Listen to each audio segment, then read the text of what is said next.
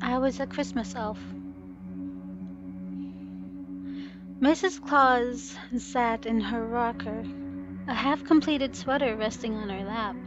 The alarm clock on the small table beside her rang its shrill alarm through the warm air of the house, announcing that it was now 1 a.m. She reached for it, hitting the button at the top with a light ting and silencing the sound. She cranked the dial back another hour so that it would ring at 2 a.m. This was how we kept track of Santa's journey on Christmas Eve. "How are those cookies looking?" Chandrell opened the oven door and peered inside. "The chocolate chip cookies need another few minutes." She stood and looked at the counter behind her, touching a finger to one of the cooling gingerbread men. "But the gingerbread men are ready for decoration." I looked up from my piping. "The sugar cookies are almost done too." Mrs. Claus beamed at us before continuing her knitting. "Good, good. You girls are such perfect little elves." The kitchen counter was covered with cooling racks of sugar cookies decorated with red and green frosting, pinwheel cookies with chocolate and coconut layers, and almond shortbread cookies dusted with powdered sugar. Several pies cooled in the window, the chilled glass absorbing their heat to create a moist fog that blurred the snowy wonderland outside. I had made apple and pumpkin pies, as well as some meat pies with the beef left over from the cows we had in the summer. Meat pie wasn't something we normally had at the Christmas feast, but it had been Horace's favorite, and I wanted to honor him. To feel like he was still included in the celebration. My heart stung at his memory and my eyes watered. I wanted to fall to the floor and cry, but it was Christmas and I had to put on a happy face for the younger elves. I swallowed my pain down and forced myself to smile as I worked. I would be able to cry later, in the quiet safety of the barn, away from the observant eyes of Mr. and Mrs. Claus. Once the cookies were finished baking, Chandrell started to roast the Christmas ham. The boys, who were now busying themselves with its stables, had slaughtered the pig earlier that week. Fresh potatoes and corn harvested at the end of the fall and root vegetables from the cellar would complete the feast. Santa always came back on Christmas hungry, even after eating the treats left by little boys and girls all around the world. Once he returned, we'd all celebrate the success of the holiday with him. It would be joyful to have everyone enjoy the sweet and savory treats created by me and Chandrell. This year, there were 12 of us elves. Chandrell and I were the eldest, at 19, and Chandrell was the oldest elf I had ever known. I had always joked that it was her baking skills that kept her alive so long. I was the second eldest at 16 until Thanksgiving. It had been Horace who was the second eldest. He had been 17. Horace and I had been very close. Our love ran deep and constant, like the river that bordered the North Pole on the south side. Being one of the two eldest female elves came with a lot of privileges and responsibilities. We were not only expected to take care of the younger elves, but to help Mrs. Claus with running the house, which meant also the barn and the cellar. We were the only ones that she would entrust to protect the food storages, since some of the younger elves would be less able to fight temptation during times when food was scarce. After Chandrell and me was Myron, who was 14. Then there was Erolith, who had just turned 12, and Zalterish, who was 11. Kistine was 9. The twins, Razorwin and Byfander, were 8. Clearfan was 7, and Alak was 4. Then there was sweet Quirth, who was the second youngest at 1 year old. And finally, there was precious little Nim, who was only 6 months old. She was to spend the holiday tucked tightly in her crib, drunk on breast milk and dreaming of sugar plums. I had a special bond with Nim because she was the first elf harvested for me. After years of fearing that I wouldn't be able to contribute new elves to the pole, Nim finally came along, my little miracle. When Santa had punished Horth, I worried he would take his anger out on Nim as well. I begged him to spare her, that it was only me who was a threat to the joyful life at the North Pole. I will always be thankful to Mrs. Claus for saving our lives that night, even if her motives were only driven by concern for our small number. Her frantic cries warned Santa that losing 2 adult elves would be unwise in the harsh winter months, and even losing 1 infant would make the future difficult. At Mrs. Claus's pleading, he decided to show us both mercy that day, only locking us in the shed for a week as penance for my feelings. See, the North Pole is a wonderful land of celebration and joy, but also of discipline and reverence. We elves have few rules we must follow, but disobedience is not an option. Rule number 1, do your chores. The eldest female elves looked after the home and the food reserves in the barn and the cellar. We baked, cooked, pickled, cleaned, and did all the sewing. The eldest male elves looked after the animals and performed the butchering. Sometimes, under Santa's supervision, the boys would be allowed to travel north towards the mountains to hunt rabbits and deer. Chandrel had always envied their trips away. Neither of us had ever traveled past the tree line. Horith would tell me all about the animals and the views that he saw during those trips. We'd sneak to the barn late at night and lie together in the hay. He'd tell me about how rocky and steep the mountains grew as you approached them, and how beautiful the sun was setting over the pole. After their 10th year, elves were expected to help look after the crops and contribute to the harvests. It was tough work for such small bodies, but we all had to do our part. Horith had been so good about helping the little ones with their more difficult chores after he had finished all of his. When they weren't in the fields, they either took care of the younger elves or assisted the older elves in more detailed tasks.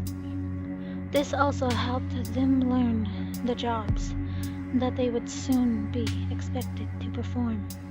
The youngest elves were in charge of the easier chores, such as taking care of the chickens and collecting eggs, or helping with the gardening. When all the elves did their chores, the North Pole ran smoothly, like a well-oiled machine. Even this past year, with only 12 of us, we were all able to survive.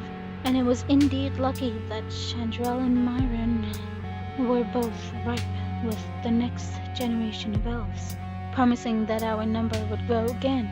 Rule number 2, always be joyful.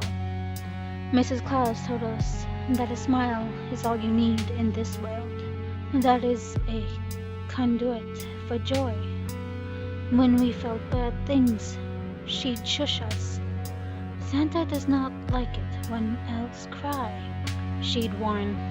But sometimes it was hard, especially for the little ones. We'd remind them to try and be joyful, even when they had stubbed their toe or skinned their knee. But still the tears would flow around their frowns. We'd tell them that it'd get easier as they grew older. They'd sniffle and nod, and we'd smile at them, rewarding their joy with cookies and candy. What I never revealed was that it was difficult to be joyful sometimes, even as an older elf, and so I had to pretend. When Mr. Claus could when Mr. Claus could see my unjoyfulness seeping through my smiling face, he'd tell me to be more like the other elf girls, to be more like Chandrel or Mrs. Claus, whose warm smile never faltered. Mrs. Claus, with those ice blue eyes, crinkled permanently by a wide, toothy smile. Mr. and Mrs. Claus said that elves were always joyful, so I used to worry that I was defective. But then I started going to the barn at night with Horace, and he told me that he wasn't joyful sometimes too. I told him about how I was often not joyful. He looked me deep in the eyes and told me he felt the same, telling him that oddly made being joyful easier. Rule number 3. Only Santa may leave the note. The only exception being when he would take the older boys hunting. Otherwise, only Santa was able to come and go, and he didn't leave only on Christmas Eve, but would leave the pole once or twice a month. I once asked Mrs. Claus what Santa did when he left, and she explained that he needed things that we couldn't provide at the North Pole.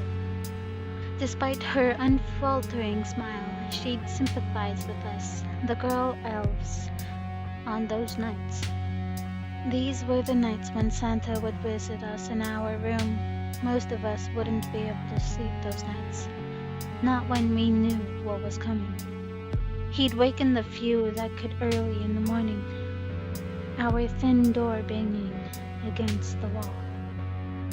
The sound would always vibrate through my bones as a sour scent permeated the room, making the warm air heavy over my mouth, forever forced into a smile. He'd pick one or two of the girl elves and carry us out to the shed, where he would ready us for harvesting new elves. It wasn't at all like when Horace and I would go to the barn. That would be soft and painless. It hurt when Santa sewed us. I was lucky though. Chandrel was his favorite, so I was often left alone. There was an unspoken fourth rule at the pole, that only Santa may harvest his elves. We were supposed to be pure, but Horace and I loved each other. We loved each other so much that our bodies ached to be together.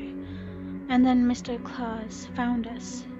He had been so proud of me too, so proud that I had finally provided food for him and Mr. Claus. It was then that he took Horace to the shed. That was the last time I saw my love. His face twisted in fear and pain as Santa dragged him through the cold dead leaves. I cried for him, openly. Mrs. Claus allowed it. Even though it was not joy, she had always been much kinder than Santa. The alarm rang at 6 a.m. Mrs. Claus stopped her knitting and stood at the window, looking out at the winterscape around us. Worry furrowed her brow, slightly wrinkling her otherwise joyful face. Santa Claus had never been this late getting home before. At 11 a.m., Mrs. Claus let us eat some of the feast that we had prepared, so that we could go to bed without empty stomachs. I couldn't sleep though. Instead, I listened to her rock back and forth by the front windows, waiting for him. At 3 p.m., the other girl elves and I joined her in the living room. At this point, she was curled up on her rocking chair. She wasn't crying, which I was surprised by, despite rule number 2. I understood the hurt that happens when someone you love doesn't come back. Yet instead, Mrs. Claus rocked back and forth, her eyes glazed, staring out into nothing. She was unresponsive, her lips drawn tight, making her grin look dehydrated and skeletal. By the time 5 p.m. hit, we abandoned her to feed the younger elves some more of the Christmas feast, which now lay cold on the table. At 8 p.m., Chandra called out for me to join her at the window. I hugged Nim close to my chest as I walked over to see. Chandra pointed, and I immediately saw the shadowy figure which had just emerged from the tree line. Mrs. Claus jumped from her chair, pushing us aside to take a look. "Oh, thank God, he's back!" she cried, the practiced smile of joy stretching her face wide again. We continued to look over her shoulder as another shadowy figure appeared, followed by another. Soon, several shadows were walking toward the house. Mrs. Claus's face went pale, and for the first time her smile wavered. It felt as if ice water was running down my spine. She ran to the back of the house and came barreling back moments later with a large shotgun. She brandished the weapon in front of her as she ran out the door wearing nothing but her housecoat and slippers. There was a loud bang, and she fell into the snow, which quickly turned red around her. We were too stunned to react. Within seconds, strange men were around us, touching us and asking us questions in short barks. Chandra smiled widely at them, asking if they wanted some cookies and Christmas cheer. Nim and I were the only ones who cried. I haven't seen any of the other elves since. The men let me keep Nim though, which I appreciate. They gave me a cup of water and a cup of some warm brown liquid I assumed was hot cocoa, but it was bitter and earthy. I spit it out, and the men took it away. They asked me a lot of questions, many of which I didn't understand. It was like they were speaking a different language. They asked me who my mother and father are, but I don't know what those words mean. I asked if I could go back to the North Pole, but the men only clenched their jaws without answering. Their features were sharp, and their flesh was not snowy white. They were not elves. They all looked different. It was difficult to keep them straight.